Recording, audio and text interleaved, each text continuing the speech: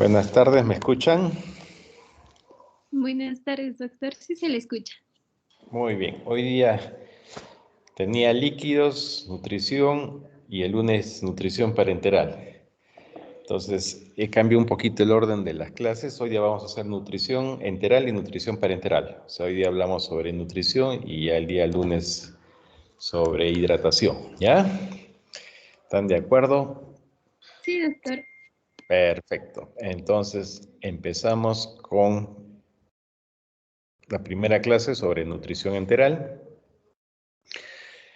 Ustedes saben que la mejor alimentación de un niño es la leche materna, ¿no? Obviamente esta leche materna por vía enteral, ¿no? Entonces un niño recién nacido, prematuro o un niño a término, si naciera en buenas condiciones, la madre no tendría ninguna condición clínica que no le permita dar de lactar. Lo que deberíamos hacer es ese niño estar con la mami y esa mami le tendría que estar dando la leche a libre demanda.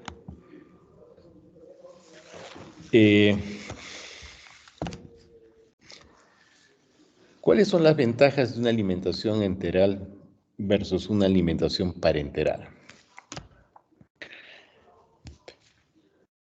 Es la forma más fisiológica de aporte de nutrientes.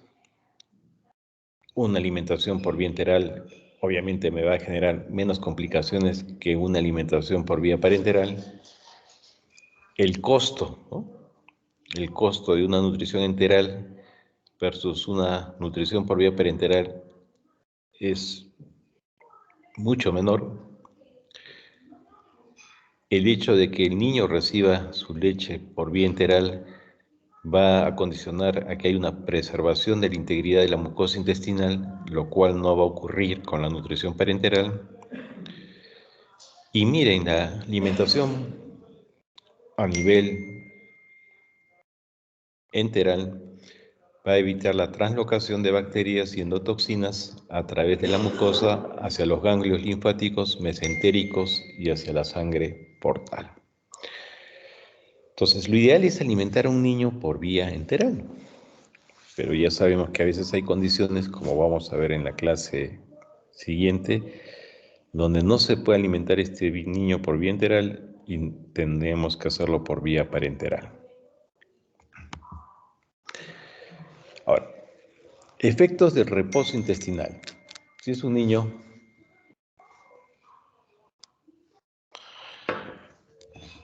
que por alguna circunstancia clínica no lo puedo alimentar con su lechecita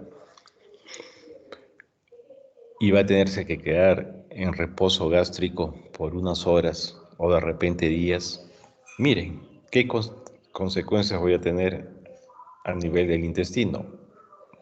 Un niño que no recibe leche se va a producir atrofia de la mucosa intestinal.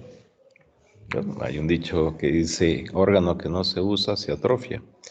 Sí, pues, si esa mucosa intestinal no está trabajando, no está absorbiendo los nutrientes, porque no recibe leche, esa mucosa intestinal se va a atrofiar.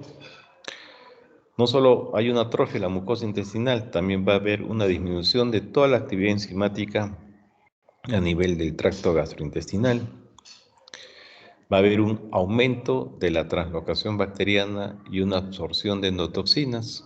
Un niño en reposo intestinal, un recién nacido en reposo intestinal, tiene más chance de adquirir un problema infeccioso. Va a haber un sobrecrecimiento bacteriano. Ya saben ustedes que en la leche materna hay una serie de gérmenes que deberían colonizar ese intestino, pero si no ingresan estos gérmenes, ingresarán gérmenes del ambiente y va a haber un sobrecrecimiento bacteriano por gérmenes seguramente no los buenos, sino patógenos.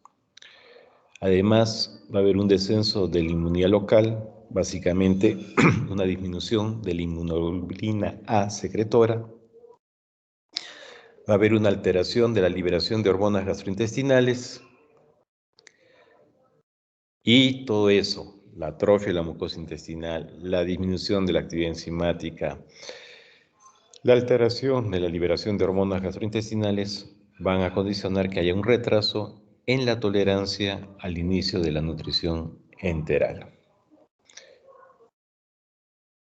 Y secundario a ese sobrecrecimiento bacteriano y ese aumento de la translocación bacteriana, va a haber un aumento de complicaciones infecciosas en un recién nacido que se encuentra en reposo intestinal.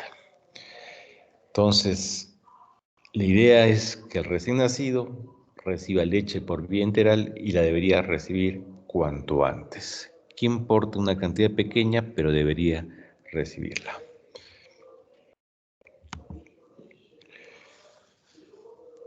Tenemos situaciones clínicas que lamentablemente me van a contraindicar la alimentación por vía enteral.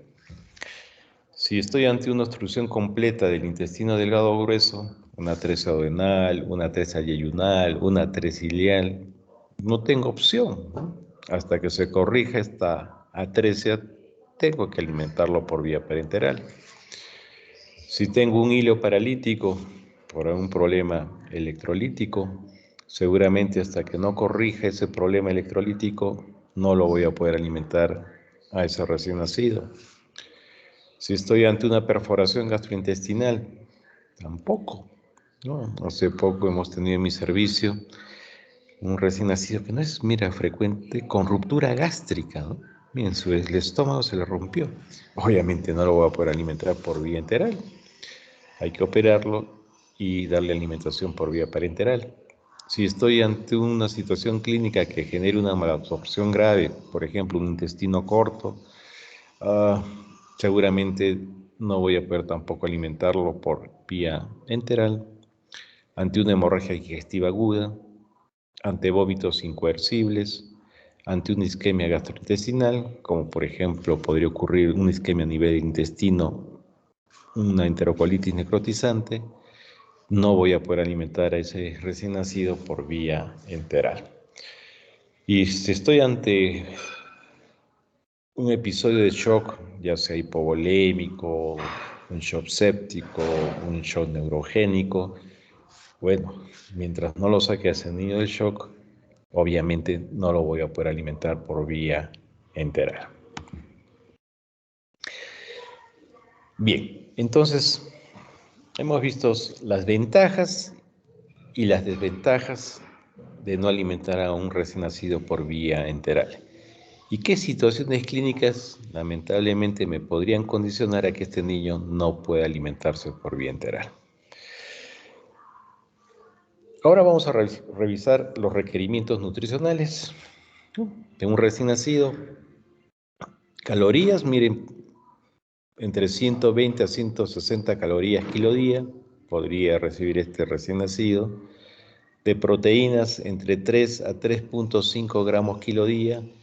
Y el aporte proteico debería representar del 7 al 15% del ingreso calórico total. Hidratos de carbono, carbohidratos, de 10 a 16 gramos kilo día, y esos hidratos de carbono deberían representar el 40 a 60% del ingreso calórico total, y lípidos entre 4 a 6 gramos kilo día, y ya saben que los lípidos deben representar el 40 a 50% del ingreso calórico diario.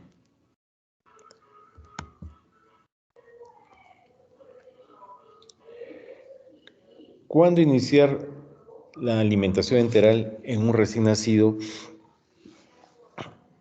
que esté hospitalizado? ¿No? Un recién nacido sano, con buen Apgar, sin ningún problema, bueno, de inmediato va a estar con su mami y seguramente la mami le va a estar dando el pecho a libre demanda. Pero de pronto hay condiciones que ese niño no va a poder estar de inmediato con su mami porque la mami tiene alguna enfermedad, está cursando con enfermedad hipertensiva severa de embarazo, cursó con desprendimiento prematuro de placenta, una placenta previa sangrante, y obviamente requiere estar hospitalizada de repente en la UCI. O de repente, pues, la madre está bien, pero el niño tiene alguna condición y tiene que quedarse hospitalizado.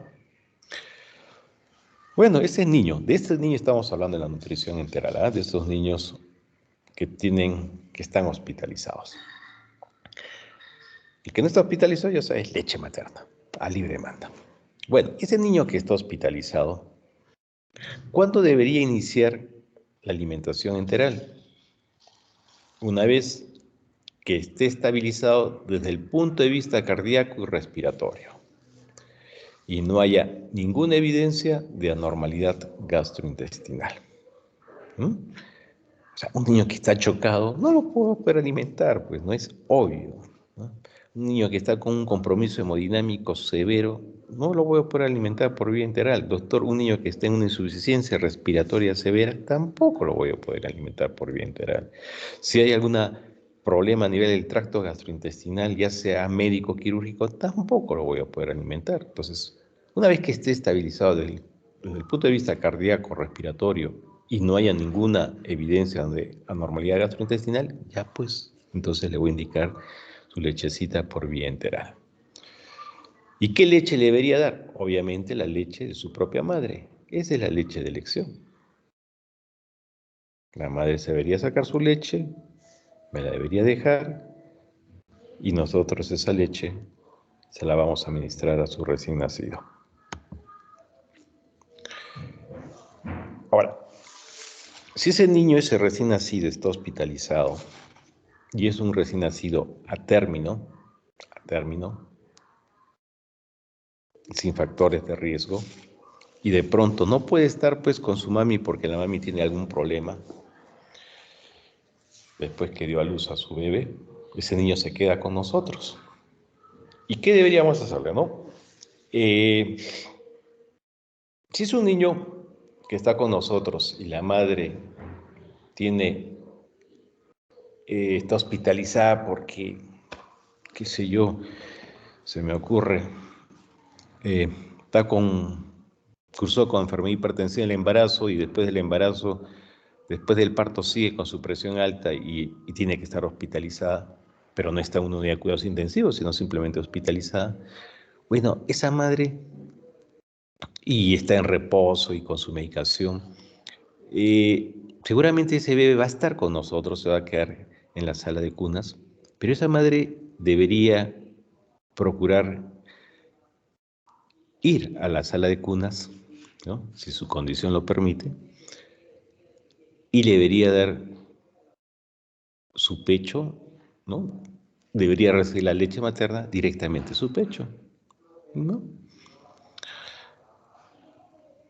Si esa madre no puede trasladarse a esta sala de cunas por X circunstancias, bueno, entonces la madre, estando ahí hospitalizada, debería extraerse su leche y esa leche se la deberíamos administrar a su bebé que está con nosotros, hospitalizado.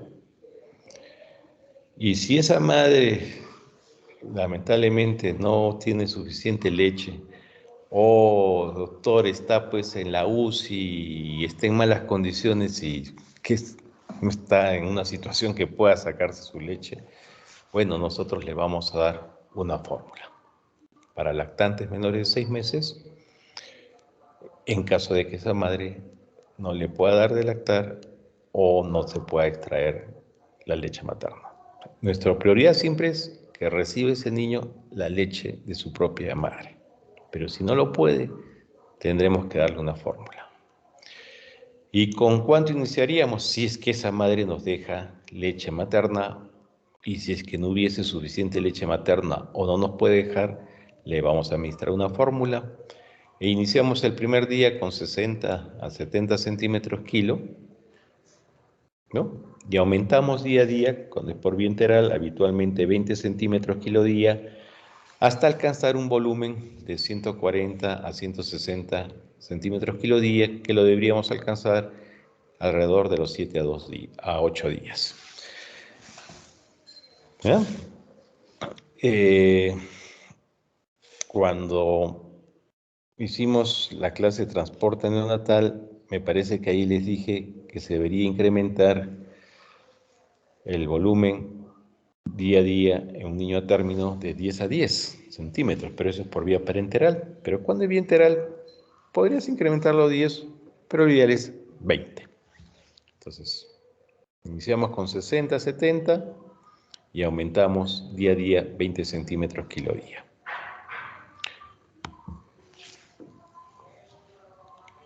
Eso es un recién nacido a término que se queda con nosotros, que no tiene ningún factor de riesgo. El problema es la mamá que tiene algún problema y no lo puede tener su bebé con ella. Ahora, si es un recién nacido a término y tiene factores de riesgo, o sea, el problema no es la mamá, ahora, el problema es el bebé y por eso se tiene que quedar hospitalizado. ¿Cuáles son esas condiciones habitualmente en sala de cunas que hacen que ese niño se quede con nosotros? Una asfixia moderada severa, si tiene una cardiopatía congénita grave, si está cursando con una poliglobulia sintomática, si es un retardo de crecimiento severo, si requiere drogas vasoactivas, dopa, dobuta, adrenalina, noradrenalina, si estoy ante un recién nacido con sospecha de enterocolitis, cuando sospechamos de enterocolitis, cuando un niño tiene vómitos biliosos, cuando tiene distensión abdominal, cuando tiene deposiciones con sangre. Bueno, si tiene estas condiciones clínicas, estos factores de riesgo, ¿qué vamos a hacer? Régimen cero, las primeras 24 a 72 horas según patología y severidad de la patología. O sea, un recién nacido con los factores de riesgo que les he mencionado anteriormente, nadie le va a iniciar de inmediato leche, ¿no? Mejor nada por vía oral durante 24, 48 o 72 horas. Y luego de ese periodo de reposo intestinal, iniciamos la leche materna o fórmula si la mamá no nos deja leche, con 20 centímetros kilo día y día a día aumentamos el mismo volumen, o sea, día a día vamos aumentando otros 20 centímetros kilo día hasta llegar a ese tope de 150, 160 centímetros kilo día. Y obviamente con un control estricto de la tolerancia. Ahora, si se trata de un recién nacido prematuro, el que está quedándose en nuestra unidad, ¿qué vamos a hacer? Siempre alimentarlo con leche materna, pero si no se cuenta con leche materna o la mami nos deja una cantidad insuficiente, ni modo, debo usar una fórmula láctea. Pero no voy a usar la fórmula láctea de un niño a término, voy a usar una fórmula láctea para estos niños prematuros. Tenemos en el mercado fórmulas para niños a término y tenemos en el mercado fórmulas para niños prematuros. Si es un prematuro, le vamos a dar una fórmula de prematuro.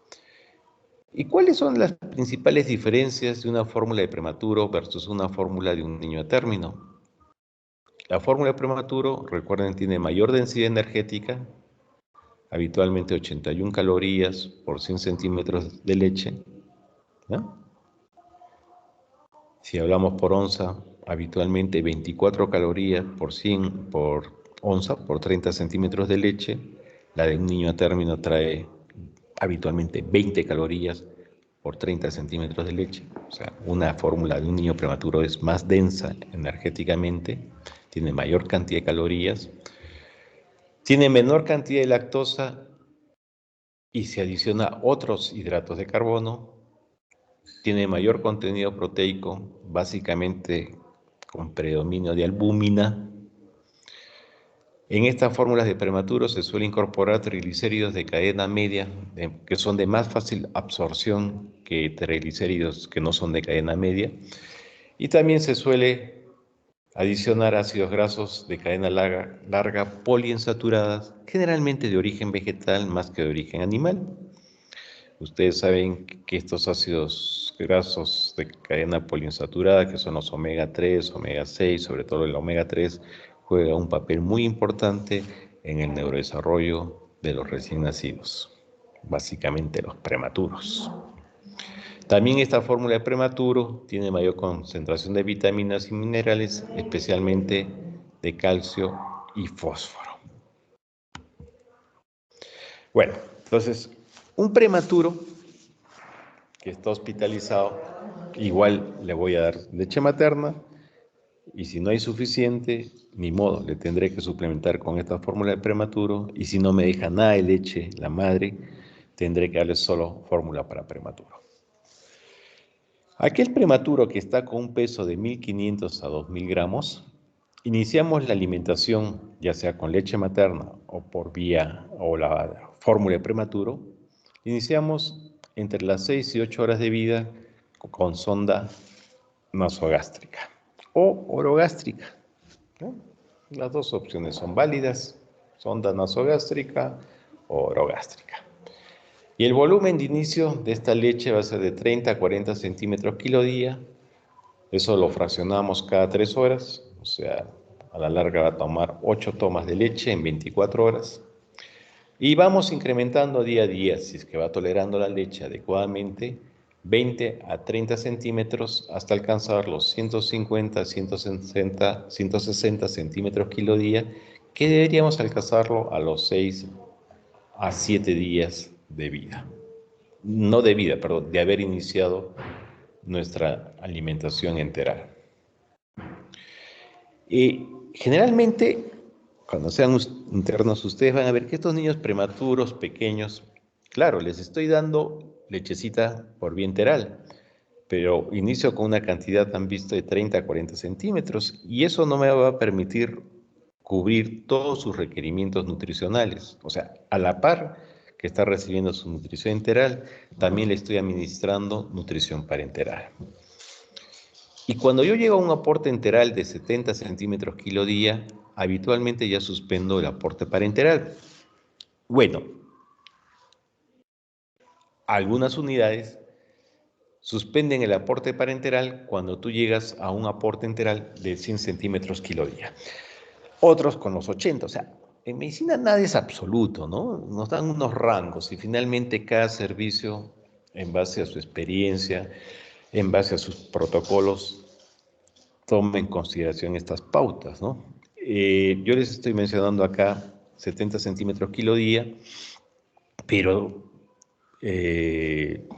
esto hacemos en servicio, pero también van a encontrar en la literatura que hay otros que lo suspenden cuando está recibiendo por vía enteral, suspenden la nutrición parenteral cuando está recibiendo este niño por vía enteral alrededor de 100 centímetros kilo día, ¿no?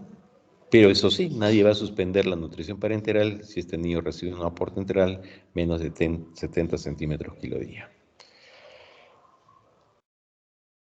Esta alimentación, esta leche se la administramos a estos recién nacidos prematuros que pesan entre 1.500 y 2.000 gramos a través de una sonda. Y ya vamos a usar chupete, ¿no? Su tetina, cuando el niño supere los 1.800 gramos o las 34 semanas de edad gestacional corregida, ¿ya? Cuando tiene generalmente menos de 1.800 gramos, sabemos que por chupete, por succión, no va a deglutir bien esa leche materna. Tiene que alimentarlo por una sonda. Cuando es un niño menor de 34 semanas de edad gestacional, 33, 32, 31, 30, tampoco. Su reflejo de succión, su coordinación entre la succión y deglución no es buena. Ese niño no se puede alimentar por vía oral. Tenemos que alimentar por una sonda. Sabemos que cuando el niño llega a las 34 semanas de edad gestacional corregida, generalmente ya madura este reflejo de succión-deglución y ya lo podríamos alimentar con la tetina o con un chupete. Ahora, si ese recién nacido es más pequeñito aún y pesa entre 1 kilo y 1,5 kilos, bueno, la leche la vamos a iniciar entre las 2 y 24 horas de vida, siempre dependiendo de la condición en que se encuentre el niño. Y obviamente la vamos a alimentar por una sonda nasogástrica o podría ser una sonda orogástrica. El volumen de inicio va a ser 20 centímetros kilo día, también fraccionado cada 3 horas. Y el incremento diario ya va a ser menor, ya no vamos a ser tan agresivos como el grupo de niños anterior que tenían mayor peso. El incremento va a ser de 10 a 20 centímetros kilo día hasta alcanzar los 150 centímetros kilo día, que seguramente va a ser alrededor de los 10 días de vida. Y si estamos a un recién nacido prematuro con un peso aún menor, menos de 1000 gramos, que habitualmente son los recién nacidos prematuros menores de 28 semanas de edad gestacional, aquellos de 27, 26, bueno, ¿qué vamos a hacer? Si no hay ninguna contraindicación, esos factores de riesgo que les he mencionado inicialmente, podré iniciar la alimentación por vía enteral entre las 24 y 48 horas, obviamente por sonda nasogástrica, ¿no? Por chupete esos niños no van a tener reflejo de succión todavía, o sea que tengo que poner una sonda. El volumen de inicio va a ser 10 centímetros kilo día, eso se lo puedo fraccionar cada 2 o 3 horas, y el incremento diario va a ser 10 centímetros kilo día, o sea, voy a incrementar más prudentemente hasta alcanzar los 150 centímetros kilo día. Bien, entonces, dependiendo del peso del bebé, yo voy a iniciar la alimentación enteral. Cuanto más grandecito, seguramente de inmediato, pero cuanto menos peso, más pequeñito este niño, voy a ser un poco más cauto en el inicio de la alimentación por vía enteral.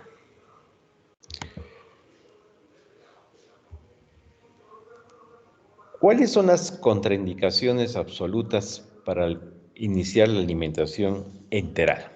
Estamos hablando solo de alimentación enteral. La siguiente clase es alimentación parenteral.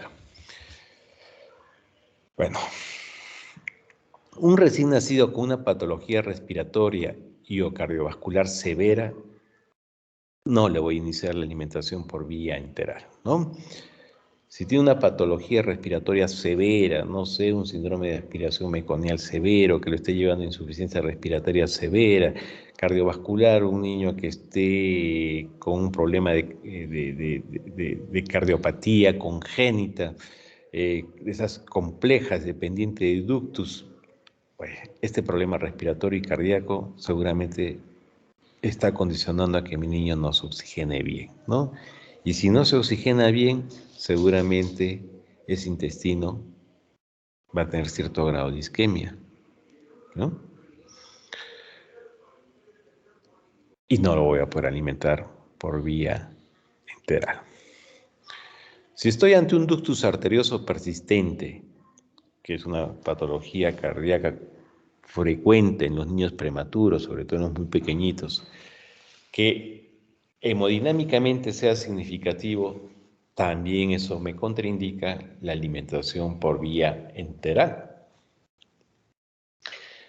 Si estoy ante una sospecha de un proceso séptico o enterocolitis necrotizante, seguramente también voy a ser muy cauto en iniciar esa alimentación enteral.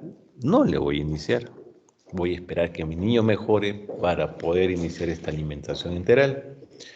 Si estoy ante un recién nacido que ha cursado con una asfixia severa, definitivamente tampoco le voy a iniciar lechecita por vía enteral, ¿no?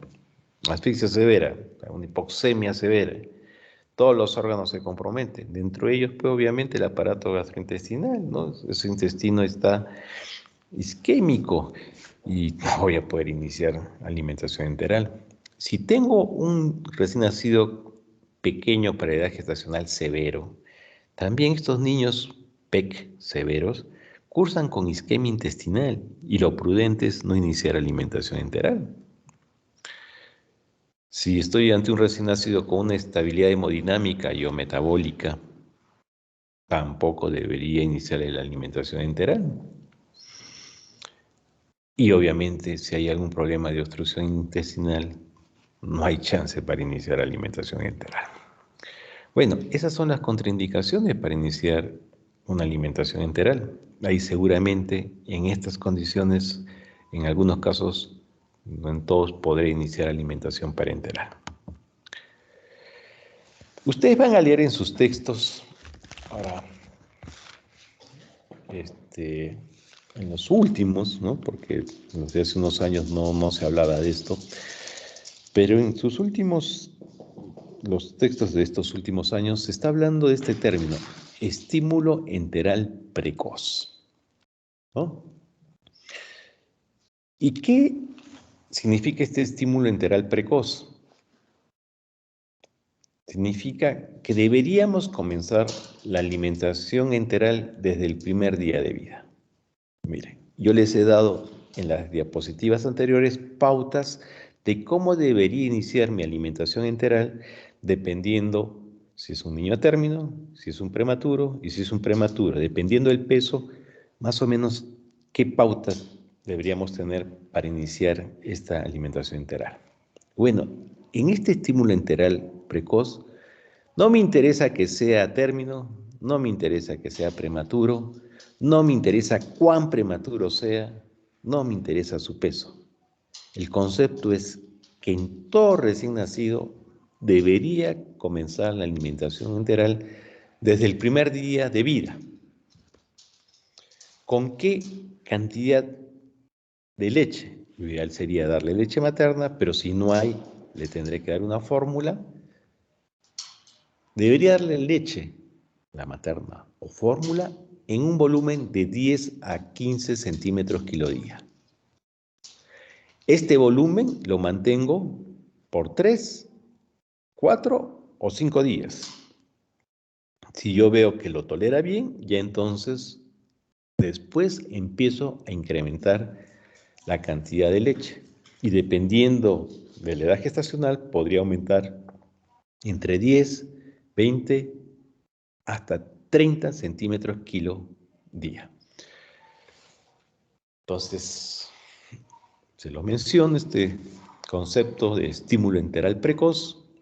Hay unas unidades que lo hacen, hay otras que todavía siguen las pautas anteriores.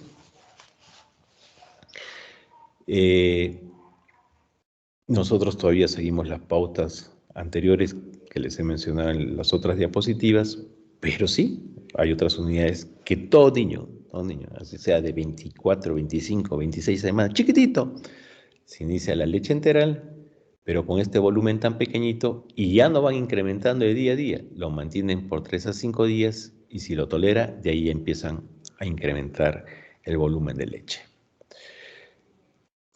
Este estímulo enteral precoz ha demostrado que va a originar patrones de motilidad intestinal más ordenados, lo que lleva a la larga a mejor tolerancia alimentaria y se va a alcanzar en menos tiempo la alimentación enteral completa. Este estímulo enteral precoz también ha demostrado que produce una liberación de hormonas gastrointestinales tróficas que mejoran el flujo biliar, la función hepática y la tolerancia de glucosa. Una de las estrategias para disminuir la hiperglicemia en los niños prematuros extremos, ¿no? Cuando revisamos la clase de trastornos metabólicos acerca de la glucosa y hablamos de la hiperglicemia, era alimentación enteral precoz. Eso mejora la tolerancia de glucosa. Bien, pero este estímulo enteral precoz también tiene sus contraindicaciones, y que son similares a las que les he mencionado anteriormente, ¿no? Que nos dicen, si estoy ante una insuficiencia respiratoria significativa, o sea, severa, pero pese a estar con un adecuado soporte ventilatorio, o sea, puede ser un niño que está en insuficiencia respiratoria severa, está recibiendo su ventilación mecánica, pero con este soporte ventilatorio no logro mejorar seguramente esa hipoxemia, bueno, mejor no le des el estímulo enteral trófico. Si tienes una anomalía gastrointestinal conocida, NEC, básicamente una enterocolitis necrotizante, oye, tampoco no le vas a dar un estímulo enteral. Si estás ante una asfixia severa, de igual manera. Si tienes una hipertensión persistente, significativa, también no le des este estímulo enteral. Y si estás ante una cardiopatía congénita con disminución del flujo del lado izquierdo, también es prudente no iniciar el estímulo enteral precoz. Si ven, son condiciones clínicas similares a las que les he mencionado en una de las diapos anteriores, ¿no? El estímulo enteral precoz, o sea, es una práctica de tratar de ser un poco más agresivo en el inicio de la alimentación bienteral, más agresivo, ¿no? Pero si estoy ante estas condiciones clínicas, bueno, pues no lo voy a poder hacer. Ahora, siempre preferimos iniciar, ¿no es cierto?, la leche en el término prematuro, iniciar este estímulo enteral precoz con leche materna, ¿no? Y ya saben por qué, ¿no? Entonces han tenido clases de leche materna, pero acá les menciono algunas cosas, beneficios de la leche materna. Me reduce la infección gastrointestinal a través del aporte de inmunoglobulinas a través del aporte de lactoferrina, por la inducción de macrófagos y por acidificación del pH de las deposiciones. Y todas estas condiciones me va a disminuir el chance de infección. Estimula la proliferación de la mucosa intestinal, induciendo enzimas digestivas y reduce el riesgo del NEC. La enterocolitis necrotizante es una patología muy frecuente en las unidades de neonatología. Cuando sean internos van a ver en ese mes, 2 meses que rotan, con seguridad van a haber niños con enterocolitis necrotizante. Bueno, la leche materna tiene un efecto protector contra esta enterocolitis necrotizante.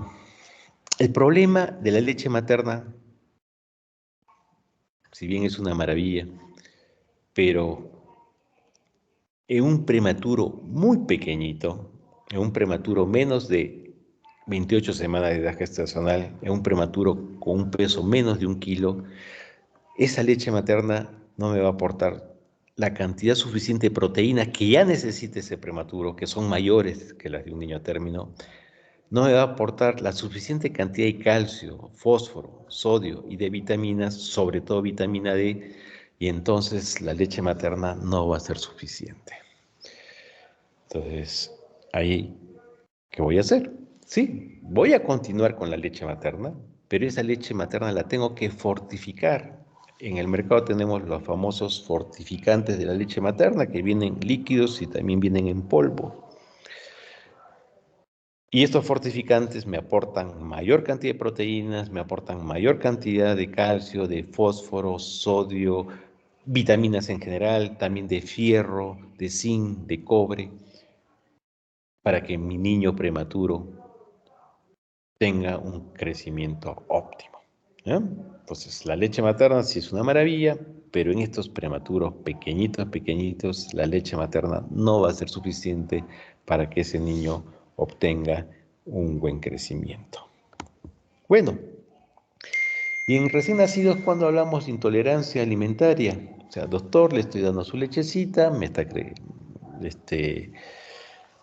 con la pauta que usted nos ha mencionado inicialmente o con este nuevo criterio de estímulo enteral trófico, y tengo que ir incrementando día a día o en el estímulo enteral trófico después de los 3, 4, 5 días. ¿Cuándo no debería incrementarle la leche o de repente suspendérsela? Bueno, miren, solamente en estas dos condiciones. Hablamos de intolerancia alimentaria cuando el recién nacido está con residuos gástricos biliosos, o sea, amarillos, verdes, o cuando encontramos una distensión abdominal con disminución de los ruidos hidroaéreos. Caray, esas dos condiciones nos están indicando que mejor lo dejamos en reposo gástrico o no incrementamos el volumen de leche. ¿Ok? Antes había una condición que nos decían, cuando el residuo gástrico es mayor del, o es equivalente a un 20% de lo que le había recibido de leche, no le des mejor la leche.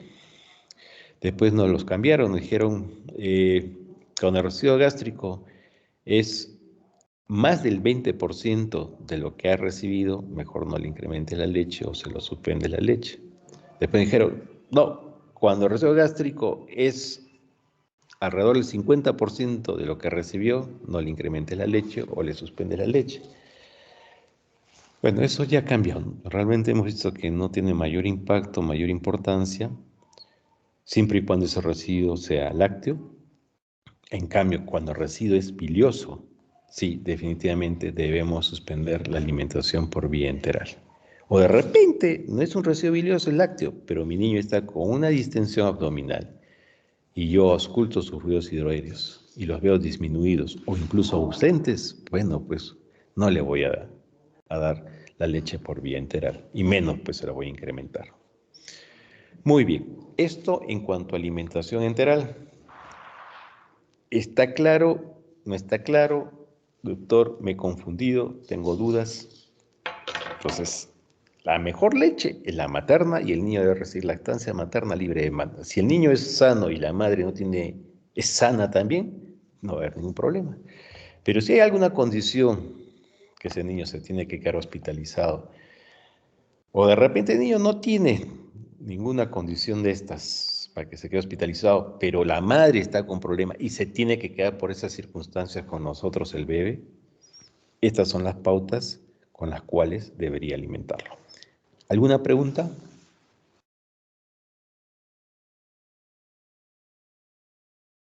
¿No hay? Bien, entonces vamos a avanzar con la nutrición parenteral.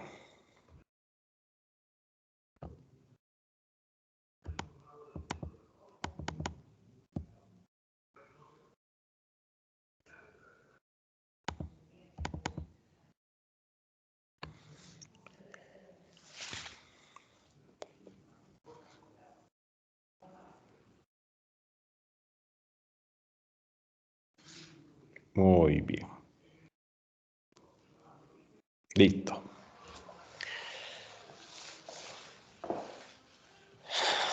Les decía, estos niños prematuros con estos factores de riesgo, o niños a término, con algunos de estos factores de riesgo, de pronto no los va a poder alimentar por vía enteral, o podría iniciar con vía enteral, pero no va a ser la cantidad de leche suficiente como para cubrir todos sus requerimientos y tengo que aportarle nutrientes por vía parenteral para que no se me desnutre el niño. Y de esto vamos a hablar. Entonces, la nutrición parenteral en el recién nacido. ¿Cómo la definimos la nutrición parenteral? Miren, es la infusión endovenosa de una mezcla de macronutrientes. ¿Cuáles son esos macronutrientes? Aminoácidos, glucosa, que son los carbohidratos, lípidos, y micronutrientes. Los micronutrientes son las vitaminas, los minerales y los oligoelementos. Esta mezcla de macronutrientes y micronutrientes nos debe brindar los requerimientos nutricionales de un recién nacido prematuro, o de pronto no es prematuro, un niño a término de alto riesgo, para conseguir un crecimiento óptimo sin exceder sus capacidades metabólicas y de excreción. O sea, por vía parenteral le tengo que dar los macro y micronutrientes suficientes para que este niño me crezca adecuadamente. Objetivos, es eso, conseguir tasas de crecimiento equivalentes a la que se produce en intraútero, eso es bien difícil, ¿ah? O sea, yo tengo un prematuro de 28 semanas, intraútero crecía así, pero extraútero no logro hacerlo crecer como debería crecer intraútero. Sí, es difícil, pero mi objetivo es eso, tasas de crecimiento similares a las que tendría ese niño si estuviese todavía en la barriguita de su mamá. Y además, obviamente, si ese niño lo nutro bien, voy a reducir la morbilidad y mortalidad que se va a asociar a la desnutrición, a la malnutrición.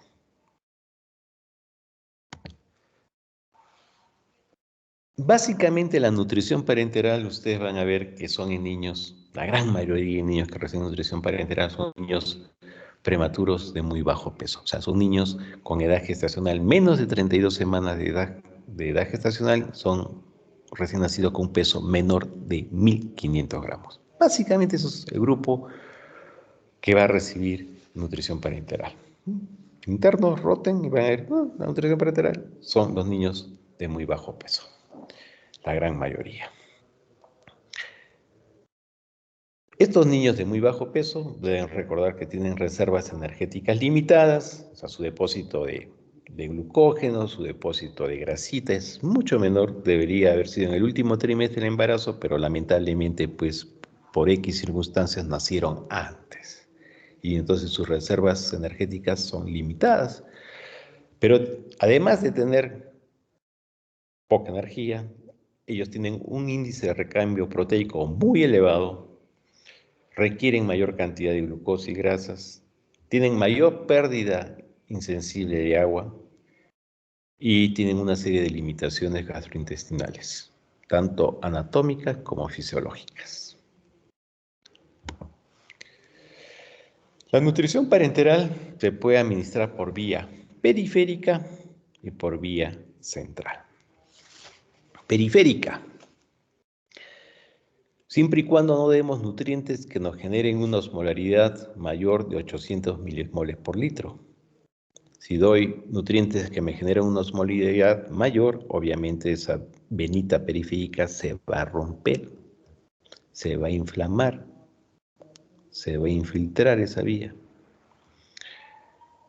Central nos permite dar nutrientes que nos pueden generar hasta una osmolaridad máxima de 1.800 milosmoles por litro. En la periférica, obviamente, por este límite de osmolaridad, me limita el incremento de energía y no podemos utilizar destrozas con una concentración mayor a 2.5% y seguramente no podría administrar aminoácidos más allá de 3.5 gramos kilo día. Esta nutrición parenteral por vía periférica las usamos cuando pensamos que va a ser una nutrición de corto tiempo y el riesgo, ya saben, es infiltración o flebitis.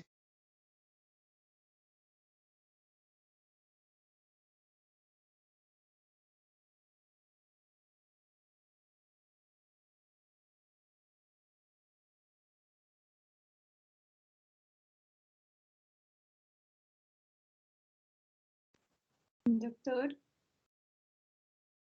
no se le escucha, doctor.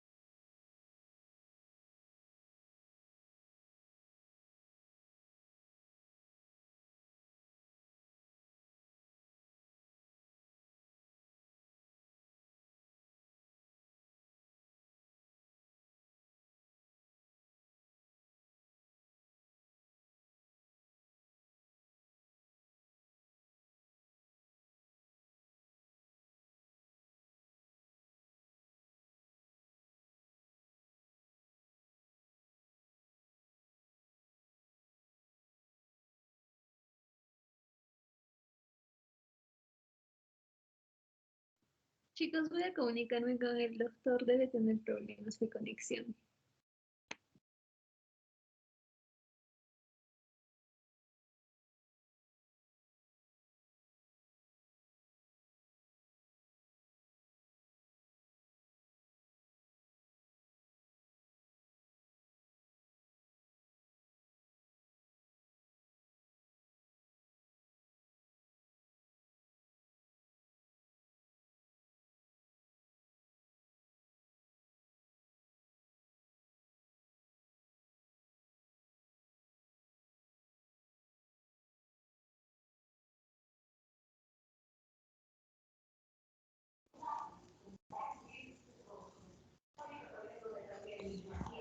Hola, ¿me escuchan? Sí, doctor, sí se le escucha. No sé qué pasó, se nos fue la señal. Sí, Ah, bien. a veces ocurre. Estoy en mi casa en Caima, no es la primera vez que se me ha ido la señal y cuando mi hija recibe sus clases también se nos ha ido la señal. La señal de internet acá no es muy buena, por lo menos en la urbanización donde yo vivo. Bien, a ver, vamos a cargar la clase otra vez.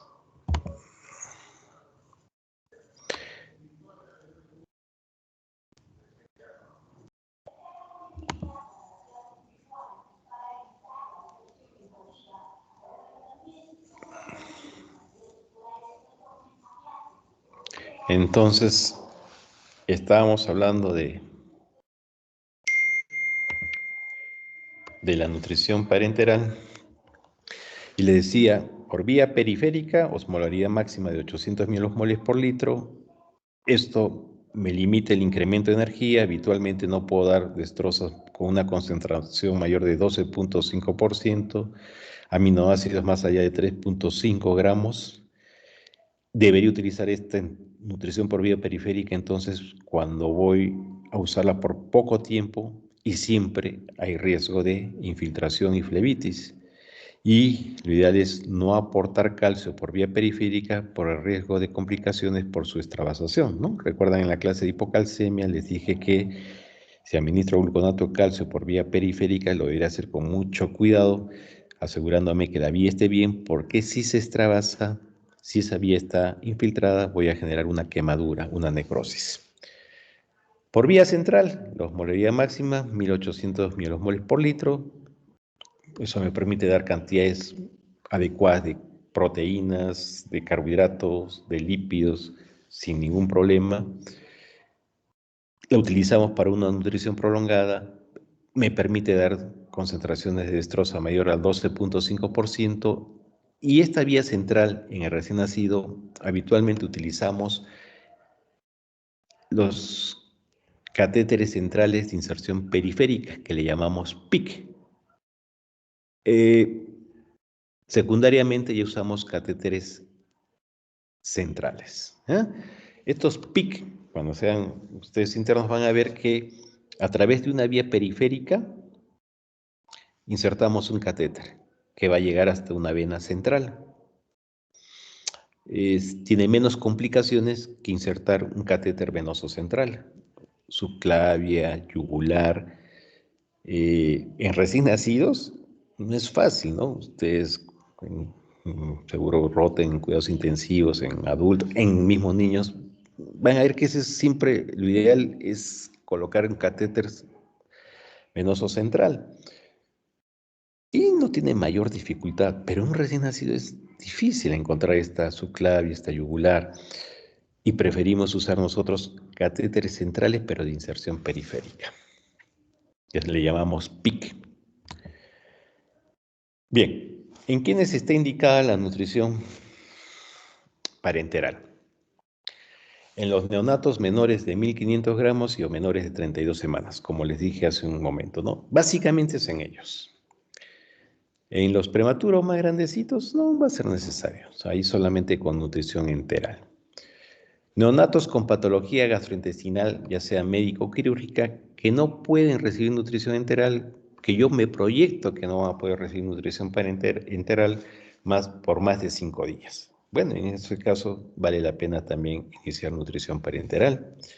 Si estoy ante un síndrome de dificultad respiratorio severo que me lleva a una insuficiencia respiratoria severa, tampoco no, voy a iniciar alimentación enteral, tengo que iniciar nutrición parenteral.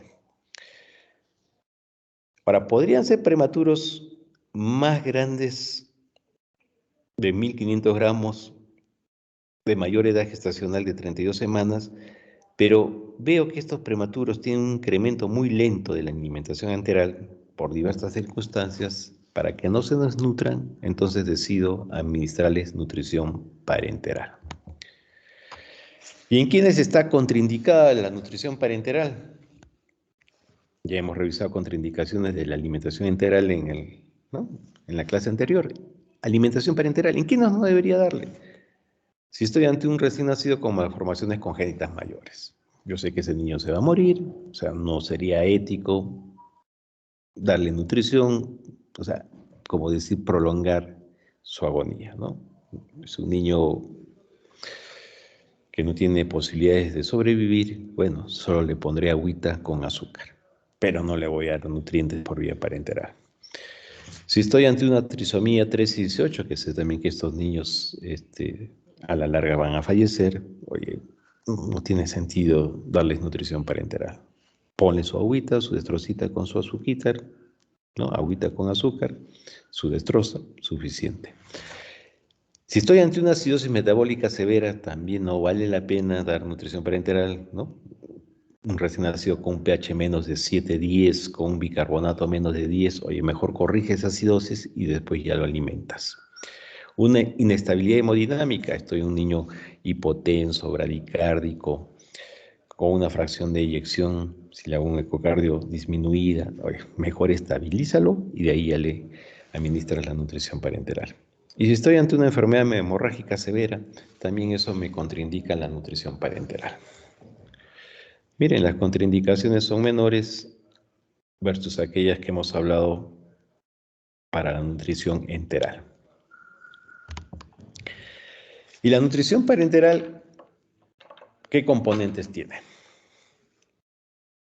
Está compuesta de agua, fluido, macronutrientes, carbohidrato, proteína, lípidos, micronutrientes, minerales mayores, que son los electrolitos, ¿no?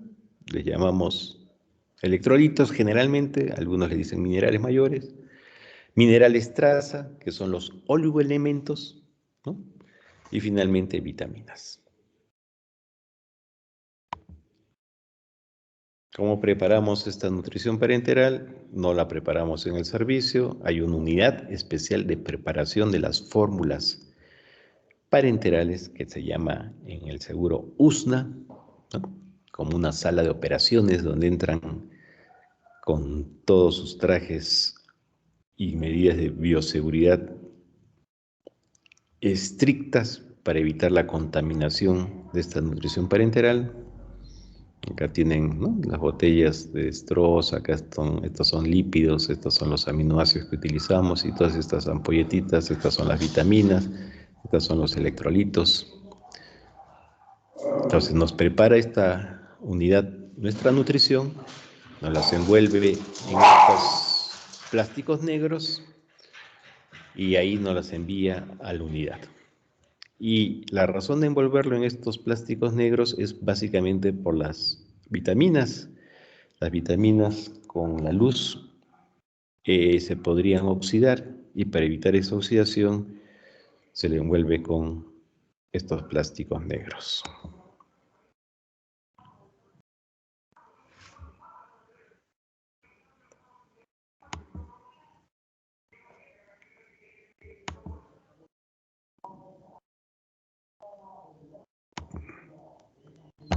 Ya.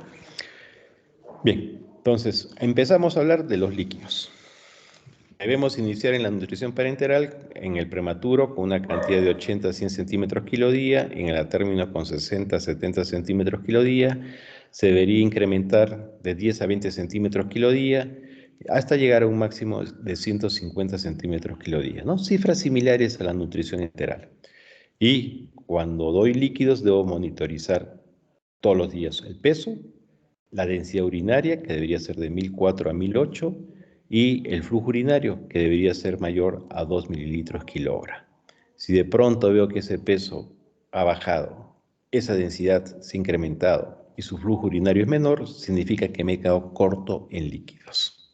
O al revés, si ese peso se ha incrementado más de lo que debería incrementarse, la densidad urinaria está muy baja y el flujo urinario está muy alto, 5 o 6 mililitros kilo hora, seguramente le estoy dando más líquidos de lo que debería recibir este niño. Carbohidratos. Entonces, ¿no? Nutrición parenteral está compuesta de agua, de macronutrientes y micronutrientes. Ya hemos hablado del agua. Ahora, de los macronutrientes, empezamos con carbohidratos. Es la fuente de energía para todas las células los prematuros requieren una alta energía. Del total de calorías no proteicas, el 60-75% se debería administrar como carbohidratos y estos carbohidratos deberían aportar del 40-55% de las calorías totales. En el recién nacido prematuro deberían empezar con un volumen de infusión de glucosa de 4 a 6 miligramos kilóminuto, en el término de 6 a 8 miligramos kilóminuto. Debería aumentar de 1 a 2 miligramos kilóminuto cada 24 horas en el prematuro y de 2 a 3 miligramos kilóminuto en el término, siempre y cuando la glicemia esté menos de 150 miligramos por decilitro. Mi valor máximo de BIG de volumen de infusión de glucosa debe ser de 12.5 miligramos kilóminuto. El agua, vieron que lo monitorizaba con el peso, con la densidad urinaria y con el flujo urinario. La glucosa, el carbohidrato, lo monitorizo con glucometría, con glicemia y con glucosuria. Si de pronto tengo una glicemia alta, de pronto tengo presencia de glucosa en orina, una glucometría alta, obviamente tengo que disminuir mi aporte de glucosa.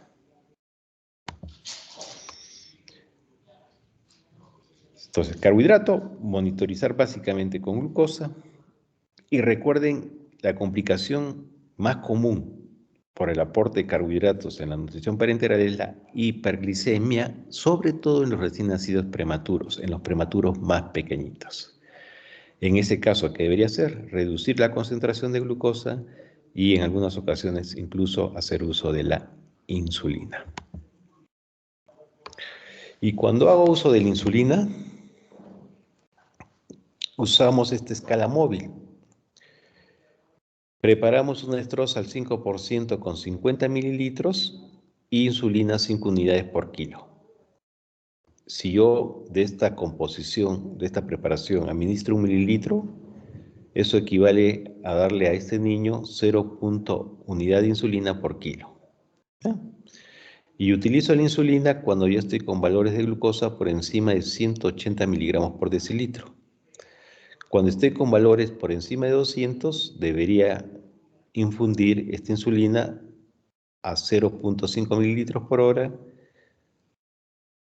Va bajando la glucosa, voy disminuyendo la infusión de insulina y ya suspendo la infusión de insulina cuando tengo valores de glucosa por debajo de 120 miligramos por decilitro.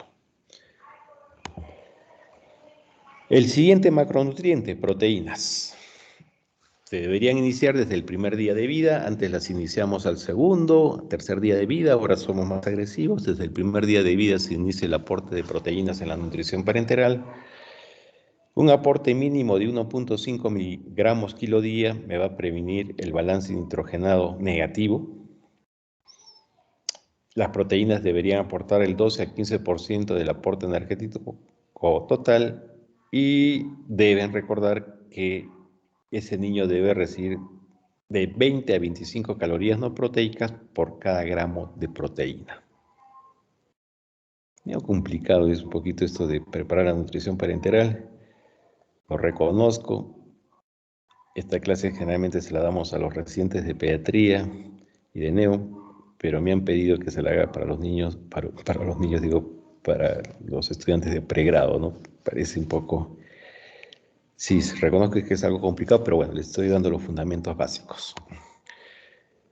Entonces, debería iniciar yo con 2 a 3 gramos kilo día, incrementar día a día 0.5 a 1 gramo kilo día y debería llegar a un máximo en el prematuro de 3.5 a 4 gramos kilo día y en el término a 3 gramos kilo día.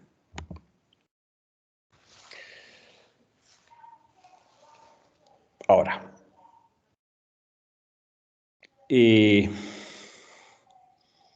en aquel prematuro inestable o aquel recién nacido con insuficiencia renal aguda, no debería iniciar con un aporte de proteína mayor a 1 gramo kilo día. Y el incremento debe ser muy progresivamente, muy prudentemente en estas dos condiciones. Si no tuviese esas condiciones recién nacidos, sí, pues puede empezar hasta con 2 gramos, 2.5 gramos el primer día y día a día puede incrementar de 1 a 2 gramos. Pero si estoy ante estas condiciones, Oye, inicia con no más de 1 gramo kilo día y aumenta de repente día a día 0,5 gramos, dependiendo de cómo esté el bebé. No debería pasarme de 2,5 gramos kilo día en los pacientes con insuficiencia renal aguda y con un incremento del nitrógeno ureico. Es lo que llamamos el boom sérico.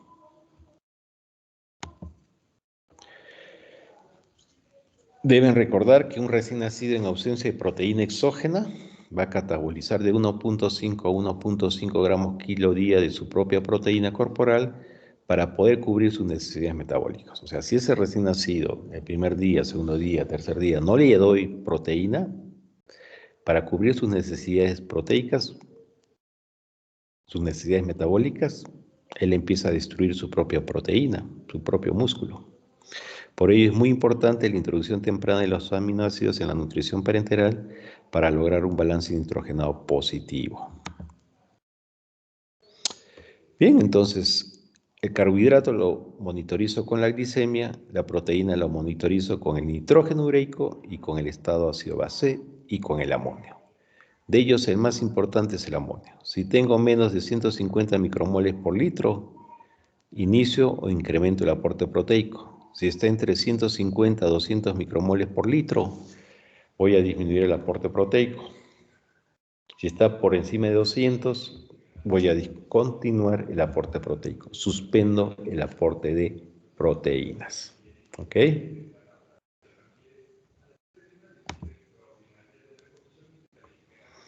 Si yo doy mucha cantidad de aminoácidos, eso me va a llevar a una colestasis, a una acidosis hiperclorémica, a una hiperamonemia y a una hiperazoemia. O sea, tampoco pasarme de 3,5 gramos en un niño a término y un prematuro tampoco más allá de 4 gramos kilo día. Si no, voy a tener estas complicaciones. El exceso de nutrientes me causa daño, así como el defecto de nutrientes, ¿no? Doctor, porque como más proteína voy a ser más saludable. No, ya estás viendo lo que nos podría producir. El otro macronutriente que vamos a hablar son lípidos. Igual los lípidos, como las proteínas, se deben iniciar desde el primer día. Estos lípidos deben proporcionar 40-50% del aporte energético total. Deberíamos iniciar con 2 gramos kilo día, se incrementa 0,5 a 1 gramo kilo día, hasta llegar a una dosis tope de 3 a 4 gramos kilo día.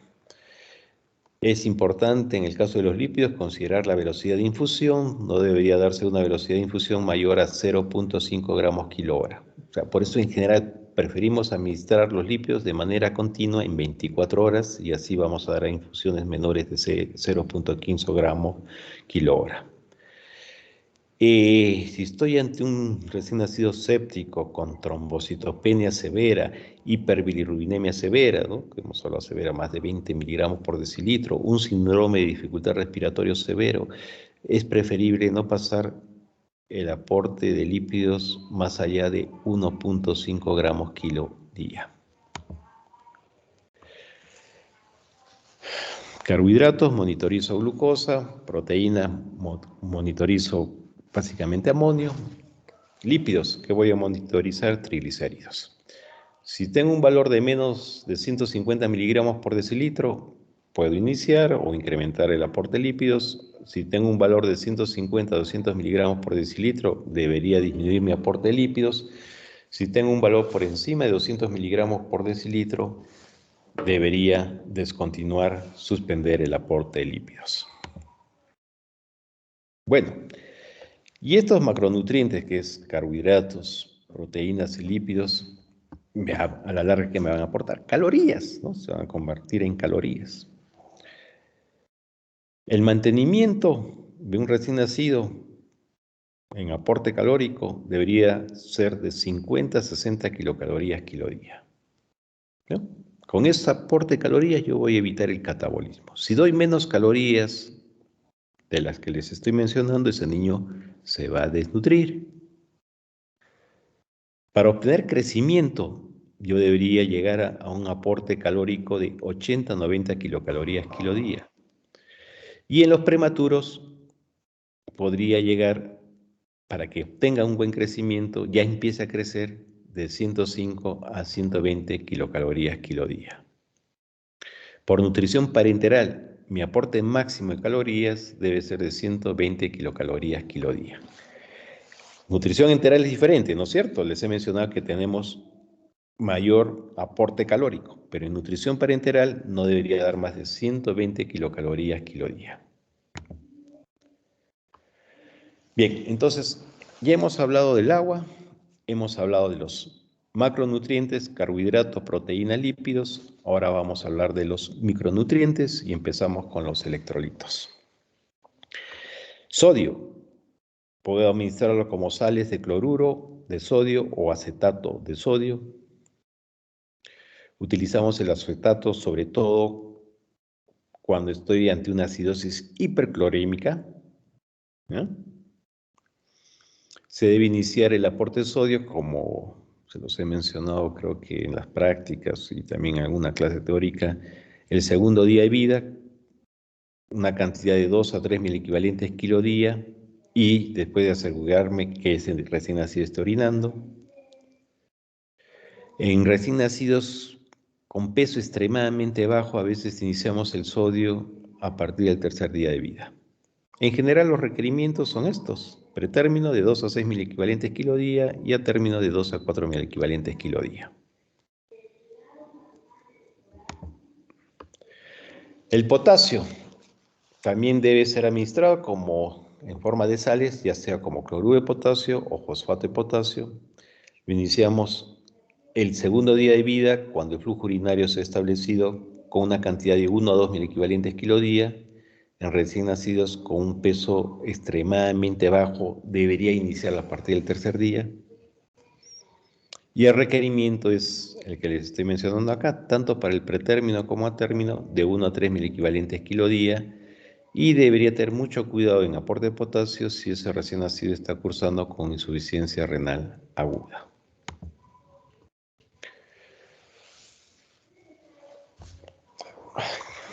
¿Qué otros micronutrientes voy a administrar? Calcio. La dosis de 1.5 a 3 mil equivalentes kilo día, y podría dar una dosis mayor en neonatos asfixiados, en neonatos hijos de madre diabéticas, en recién nacidos pretérminos, en pequeños para edad gestacional, en neonatos que usan diuréticos y en neonatos osteopénicos. ¿Qué otro micronutriente debe estar considerado en la nutrición parenteral? El fósforo. La dosis que deberíamos dar es de 0.5 a 1.5 milimoles kilo día. El fósforo juega un papel importantísimo en la producción de energía, en el transporte y liberación de oxígeno, en la fagocitosis de leucocitos y la resistencia microbiana. O sea que todo recién nacido sí o sí debe recibir fósforo en su nutrición parenteral. ¿Qué otro micronutriente debería recibir este bebé? Magnesio. La dosis es de 0.25 a 0.5 mil equivalentes kilo día. Recordar que en aquellas hijos de madres hipertensas o con preeclampsia, que seguramente muchas de ellas estuvieron recibiendo sulfato de magnesio como tratamiento para esa condición que tenían,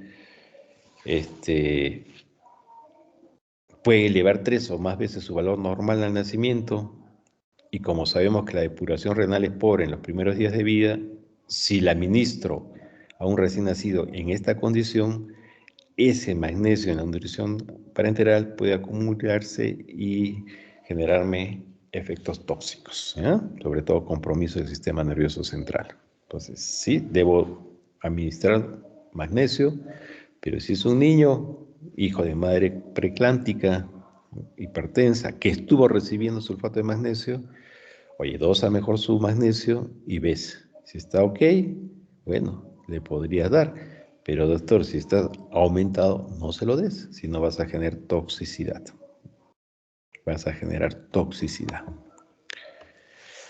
Bueno, estos que les he hablado de sodio, potasio, hemos hablado del calcio, del fósforo, magnesio. Son micronutrientes, pero son lo que llamamos micronutrientes minerales mayores, ¿no? Mi organismo necesita en una cantidad mayor. Pero tenemos micronutrientes que le llamamos oligoelementos o minerales traza. O sea, mi organismo necesita estos micronutrientes en cantidades muy pequeñitas, muy pequeñitas. Esos son los minerales traza. ¿Y cuáles son estos minerales traza? Zinc, cobre, manganeso, selenio, yodo, fierro. Y acá están sus dosis. Zinc 400 microgramos kilo día, cobre 20 microgramos kilo día, manganeso 1 microgramo kilo día, selenio 2 microgramos kilo día, yodo 1 microgramo kilo día, fósforo 57 miligramos kilo día. ¿No? Son microgramos, o sea, un microgramo es la milésima parte de un miligramo, ¿no? 1000 veces menos. Estos minerales traza se recomiendan iniciarlos a partir del quinto día de vida, ¿eh? No iniciarlos de inmediato, primero, segundo, tercer, cuarto, quinto día, sino a partir del quinto día, porque son unas cantidades pequeñas las que necesitamos y seguro en los primeros días aquellas cantidades que pasaron a través de la placenta son suficientes, ¿no? Pero ya después, sí, hay que administrarlo. Se le debe añadir a la nutrición parenteral, sobre todo cuando esta va a ser prolongada. En nuestro medio no existen elementos traza independientes, o sea, si viene el sodio, su ampolletita de sodio, su ampolletita de potasio, su ampolletita de calcio, su ampolletita de magnesio, su ampolletita de fósforo, pero doctor, hay su ampolletita de zinc, de cobre, de... No. Todos estos minerales traza vienen en una ampolla. Y entonces la dosis estándar de esa ampolla, tanto para recién nacido a término como el prematuro, va a ser 0.4 mililitros kilo día. ¿Y cuándo debería suspender estos minerales traza? Sobre todo el cobre y manganeso, cuando estoy ante una colestasis hepática. Estos micronutrientes, estos oligoelementos, estos minerales traza, pueden generarme daño hepático. Entonces, si estoy ante una colestasis hepática, no debería administrarlo. Y si estoy ante una insuficiencia renal aguda, mejor es no administrar ni selenio, ni cromo, ni molibdeno. ¿Ok? Siempre eso ténganlo presente. Bueno, entonces hemos hablado, doctor, de los micronutrientes. Ya nos ha hablado sobre los minerales mayores, que le llamamos también electrolitos. Hemos hablado de los micronutrientes que le llamamos oligoelementos o minerales traza. ¿Y qué otros micronutrientes tenemos? Vitaminas. Las vitaminas, al igual que los oligoelementos, que los minerales traza, se deberían administrar a partir del quinto día de vida. Tenemos vitaminas liposolubles e hidrosolubles. La dosis estándar es, estas vitaminas también vienen juntas, no es que tengo un frasco de vitamina A, un frasco de vitamina D, un frasco de vitamina C, un frasco de vitamina... No, me vienen en un solo frasquito. Y la dosis estándar de estas vitaminas es de 2 mililitros kilo día, del multivitamínico pediátrico habitual que nos viene, y como máximo deberíamos administrar los 5 mililitros al día. ¿Ya? ¿Okay? Si es un bebé que pesa 3 kilos, doctor, le voy a dar 6 mililitros, no, tu tope va a ser 5 mililitros.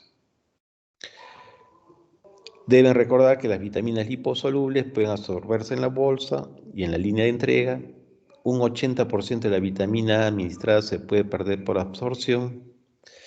Muchas de las vitaminas pueden alterarse cuando se exponen a la luz, oxígeno y calor. Por eso es que en una foto que les enseñé de nuestra unidad de USNA, vieron que le envolvían, ¿no? La bolsa de la nutrición, le envolvían con una bolsa negra de plástico, una bolsa de plástico negra, esas común y corrientes, obviamente estéril, para evitar que se altere estas vitaminas por su exposición a la luz, se van a oxidar. ¿Ya?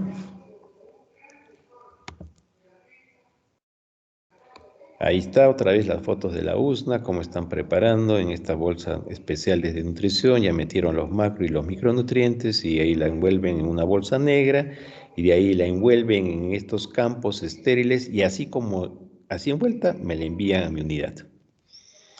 Y en la unidad mi enfermera abre estos campos y ahí encuentra la bolsa de nutrición. Y esta bolsa de nutrición la conecta a su catéter, ya sea un catéter periférico, el PIC, ¿no? Catéter central de inserción periférica, que es el PIC, o un catéter central, que ya les he dicho que no es lo habitual que utilicemos en recién nacidos. Alguna vez lo hemos hecho, pero la mayor parte de veces van a ver que administramos esta nutrición a través del PIC, que es el catéter central de inserción periférica. Vía periférica como tal, no lo solemos utilizar, por lo menos en medida no, por el temor de esta extravasación del calcio, preferimos no corrernos riesgos y utilizamos solo vía central. Bueno, a la par que estamos incrementando, estamos dando mi nutrición parenteral y día a día se va incrementando el aporte de nutrientes,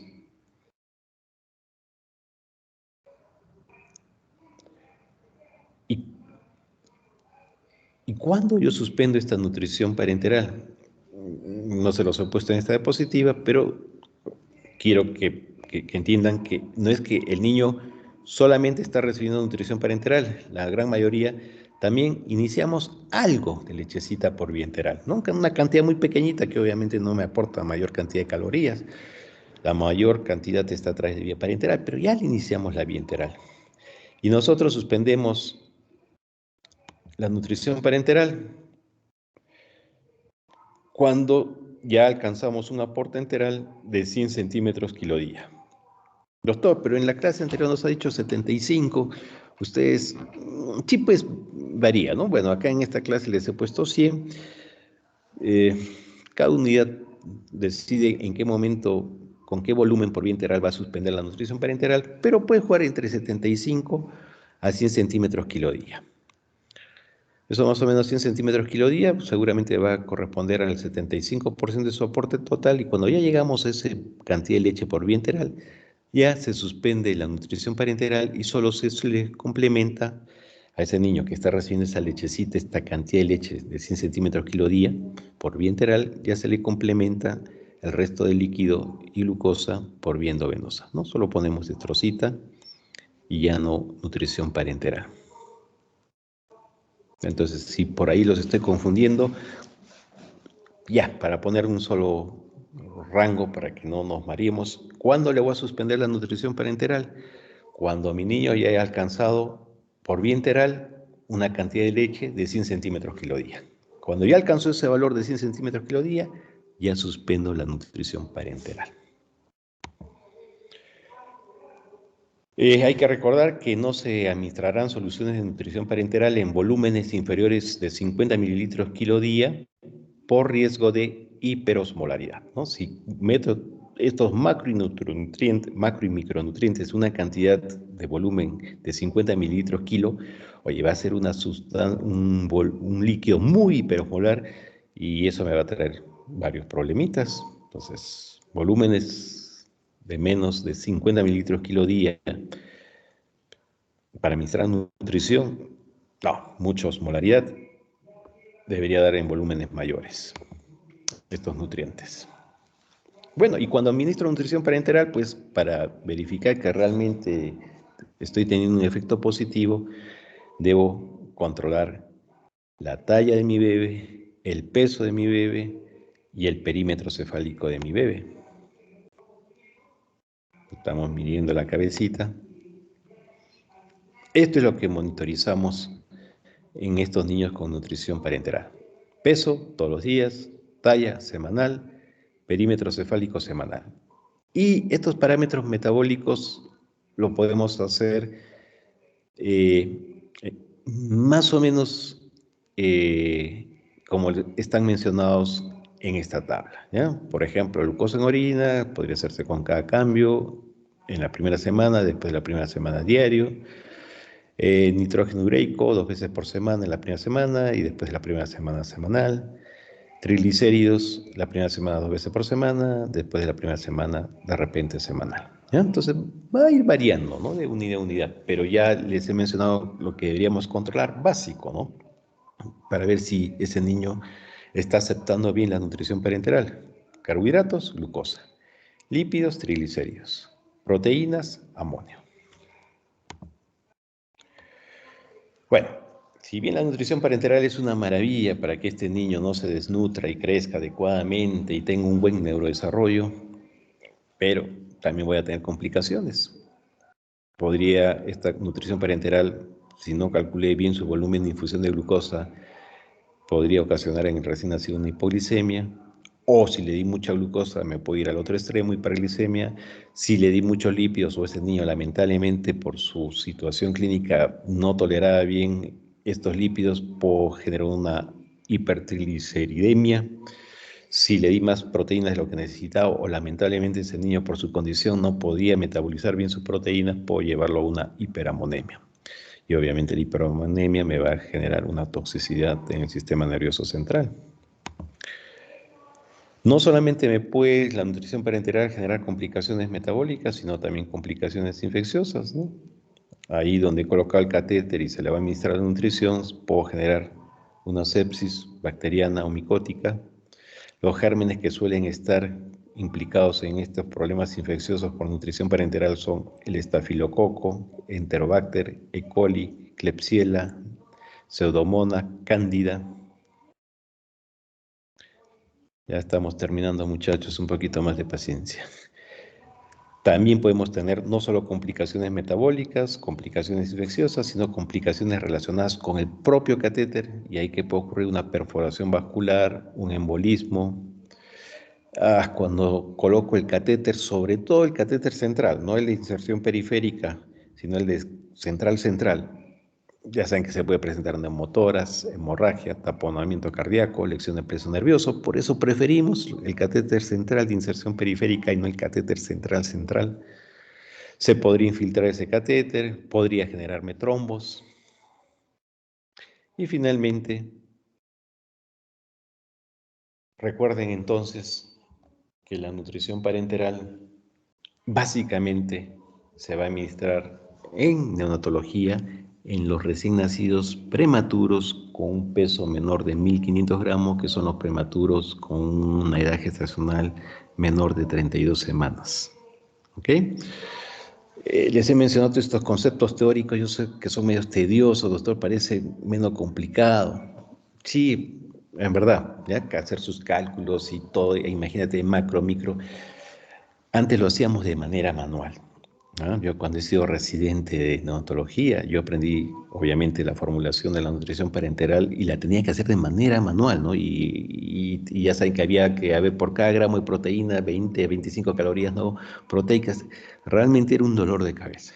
Bueno, ya con la práctica cada vez lo hacías mejor, más rápido, pero finalmente, no les miento, calcular la nutrición parenteral de cada paciente nos demandaba, ya el más tigre lo hacía en 15 minutos, la gran mayoría lo hacíamos en 20, 25 minutos. Imagínense, tanto recién nacidos, era un dolor de cabeza. Bueno, pero como todo ya se ha computarizado, entonces cuando ustedes sean internos y lleguen al servicio, van a ver que nosotros simplemente pongo en el sistema la edad gestacional del bebé, pongo el peso del bebé, pongo simplemente la proteína, la cantidad de lípidos, de carbohidratos que quiero, y pongo micronutrientes, ¿no? Lo que quiero así, rapidito, que te demandará, no les miento, no les de demandar, si son rápidos, les aseguro no más de 5 minutos. Perdón, si son lentos, 5 minutos. Si son rápidos, lo van a hacer en 1 minuto.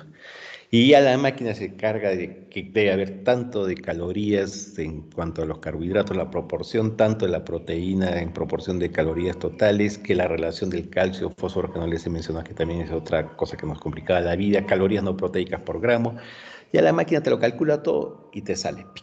Y si tú pusiste algo que querías darle y no se puede, la máquina te marca en rojo. No, tienes que calcular. ¿Sabes qué? Dale un poco menos de proteínas para que tenga la relación adecuada de calorías no proteicas por gramo de proteína. Entonces, la tecnología, la informática, nos ha facilitado tremendamente las cosas. Entonces, claro, hay que tener estos conceptos básicos, teóricos, pero finalmente la formulación de la nutrición la hace nuestra computadora rapidísimo. Muy bien, muchachos, ¿alguna pregunta?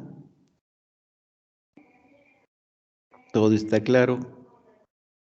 No tan claro, pero ni modo. tienen que leer estos conceptos teóricos, los tienen que aprender. Yo sé que son números, me duele la cabeza esto, pero los tienen que aprender porque se les va a preguntar en el examen. ¿Ya? En el examen. Ya, gracias. Listo, muchachos, que les vaya bien y el lunes nos vemos para hablar de líquidos y electrolitos en el recién nacido. Esa clase va a ser más bonita, más o Gracias. menos. Ok, suerte, nos vemos, chao.